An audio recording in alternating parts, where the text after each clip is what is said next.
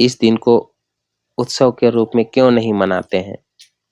तो चलिए शुरू करते हैं। चैनल में नए होंगे तो चैनल को सब्सक्राइब करके बेल आइकन को ऑल पे सेट कर दीजिएगा ताकि हमारे आने वाले सभी वीडियो का नोटिफिकेशन आपको मिल सके। आज़ादी के करीब 5 महीने बाद जब देश 1 जनवरी 1948 को आज़ादी के साथ साथ नए साल का जश्न मना रहा था, तब खरसावां आज़ाद भारत के जालियांवाला बाग कांड का गवाह बन रहा था। उस दिन साप्ताहिक हाट का दिन था। उड़ीसा सरकार ने पूरे इलाके को पुलिस छावनी में तब्दील कर दिया था। खरसावां हाट में करीब 50,000 आदिवासियों की भीड़ पर ओडिशा मिलिट्री पुलिस गोली चला रही थी। आजाद भारत का यह पहला बड़ा गोलीकांड माना जाता है। इस घटना में कितने लोग मारे गए, इस पर अलग-अलग दावे हैं। इन दावों में भारी अंतर है। वरिष्ठ पत्रकार और प्रभात खबर झारखंड के कार्यकारी संपादक अनुज कुमार सिन्हा की किताब झारखंड आंदोलन के दस्तावेज, शोषण, संघर्ष और शहादत में इस गोलीकांड पर एक अलग से अध्याय है। इस अध्याय में वे लिखते हैं, मारे गए लोगों की संख्या के बारे में बहुत कम दस्तावेज उपलब्ध हैं। पूर्व सांसद और महाराजा पीके देव की किताब में mayor of the Wagner era के मुताबिक इस घटना में 2000 लोग मारे गए थे। देव की किताब और घटना के चश्मदीदों के विवरणों में बहुत समानता दिखती है। वहीं तब के कलकत्ता से प्रकाशित अंग्रेजी अखबार द स्टेट्समैन ने घटना के तीसरे दिन अपने 3 जनवरी के अंक में इस घटना से संबंधित एक खबर छापी जिसका शीर्षक था 35 आदिवासी किल्ड इन खरसावां। अखबार ने अपनी रिपोर्ट में लिखा कि खरसावां का उड़ीसा में विलय का विरोध कर रहे 30,000 आदिवासियों पर पुलिस ने फायरिंग की।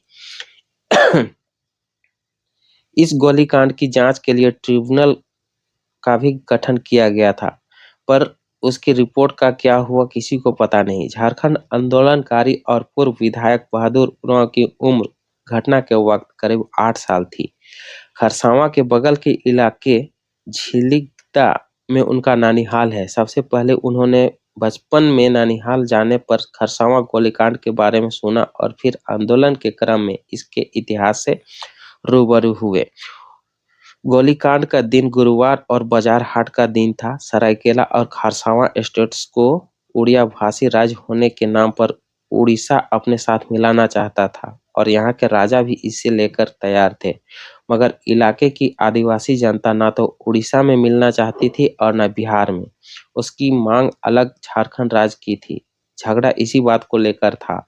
ऐसे में पूरे कोल्हान इलाके से बुढ़िया, जवान, बच्चे सभी 1 जनवरी को हाट बाजार करने और जयपाल सिंह मुंडा को सुनने देखने भी गए थे। जयपाल सिंह अलग झारखंड राज्य का नारा लगा रहे थे।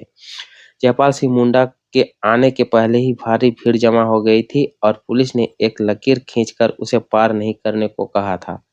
नारेबाजी के बीच लोग समझ नहीं पाए और अचानक गोली की आवाज आई। बड़ी संख्या में लोग मारे गए। अभी जो शहीद स्थल है वहां एक बहुत बड़ा कुआं था। यह कुआं वहां के राजा रामचंद्र सिंह देव का बनाया हुआ था। इस कुएं को न केवल लाश बल्कि आधमरे लोगों से भर दिया गया और फिर उसे ढक दिया गया। मशीन गन गाड़कर लकीर खींची गई। लकीर खींचने की बात की तस्दीक खरसावां में रहने वाले रजब अली भी करते हैं, जिनकी उम्र गोलीकांड के वक्त करीब 15 साल थी। गोलीकांड के दिन उन्होंने सभा के लिए लोगों को इकट्ठा होते देखा था। अभी एक समाजसेवी के बतौर जाने जाने वाले रजब अली गोलीकांड के दौरान वो घटना स्थल से कुछ ही दूरी पर कब्रिस्तान के पीछे थे। 1 जनवरी 1948 की घटना को उन्होंने कुछ इस तरह याद किया।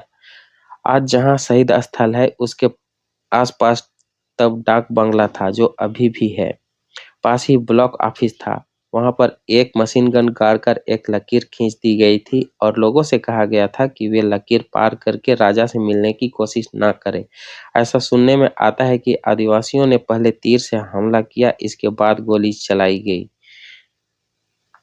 उन्होंने आगे बताया, घटना के बाद इलाके में मार्शल लॉ लागू कर दिया गया। शायद आजाद भारत में पहला मार्शल लॉ यही लगा था। कुछ दिनों बाद उड़ीसा सरकार ने देहात में बांटने के लिए कपड़े भेजे, जिसे आदिवासियों ने लेने से इनकार कर दिया। लोगों के दिल में था कि ये सरकार हम लोगों पर गोली चलाई तो हम इसका दिया कपड़ा क्यों ले।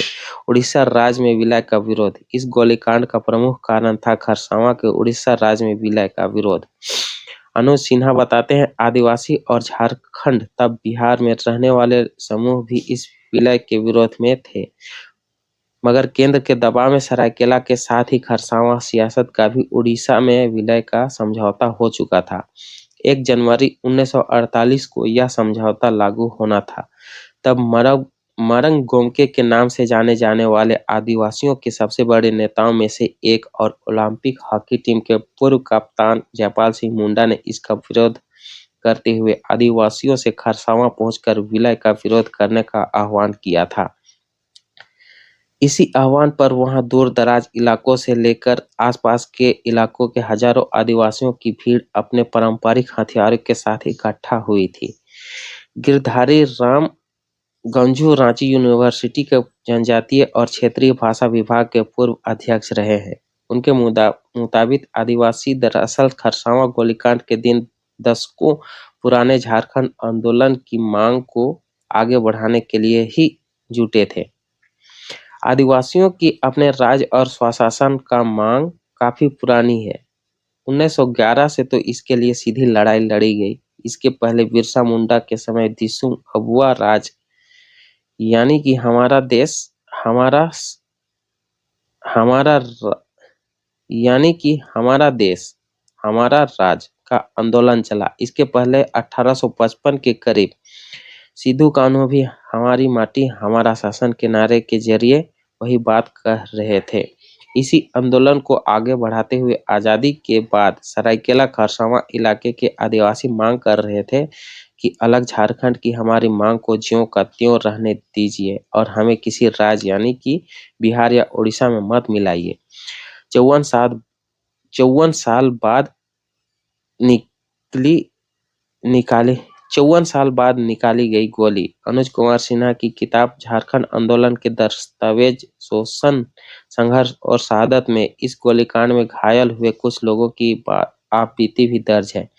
ऐसे ही एक शख्स दशरथ मांझी की आपबीती किताब में कुछ इस तरह से है। गोलीकांड के दिन भारी भीड़ थी, लोग आगे बढ़ रहे थे और साथ में मैं भी आगे जा रहा था। अचानक उड़ीसा पुलिस ने फायरिंग शुरू कर दी।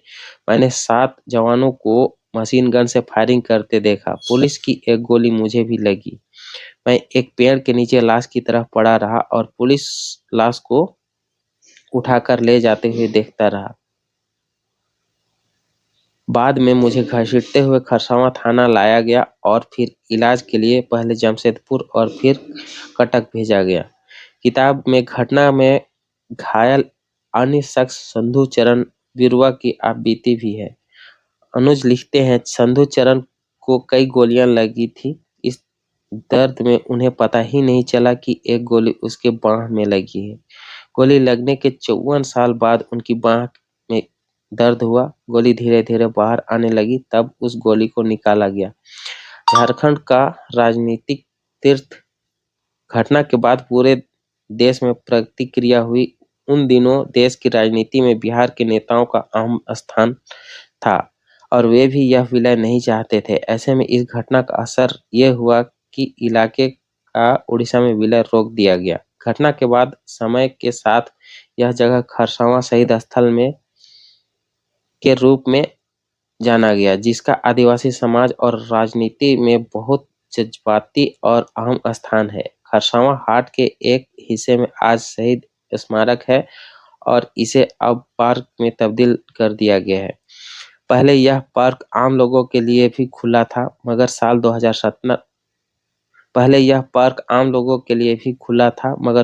साल 2017 में यहाँ शहीद दिवस से जुड़े एक कार्यक्रम के दौरान ही झारखंड के मुख्यमंत्री रघुवर दास का विरोध हुआ और जूते उछाले गए। इसके बाद से यह पार्क आम लोगों के लिए बंद कर दिया गया है।